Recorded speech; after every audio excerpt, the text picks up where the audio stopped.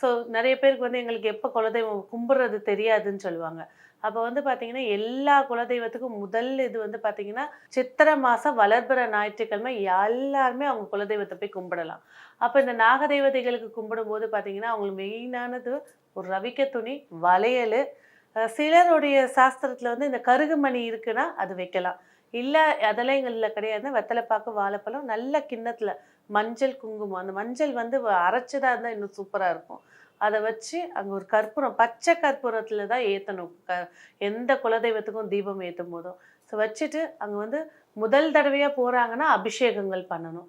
அபிஷேகங்கள் பண்ணி அந்த அம்பால சுத்தி வந்து, அந்த சில்லற காசுங்கன்னு சொல்லுவாங்க. அத வந்து அந்த அம்பாள் பாதத்திலயோ, இல்ல உண்டியல்லயோ போடுவாங்க. போட்டுட்டு இதாங்க நான் முதல் வாட்டி குலதெய்வம் மண்ண மிதிக்கிறீங்கன்னா, சுத்தி வந்துட்டு அங்க உள்ள தெரியாத ஒரு முகத்துக்கு ஒரு ரவிக்கை துணியோ, இல்லன்னா ஒரு வேஷ்டி துண்டோ குடுத்துட்டு வழிபாடு செஞ்சுட்டு போ.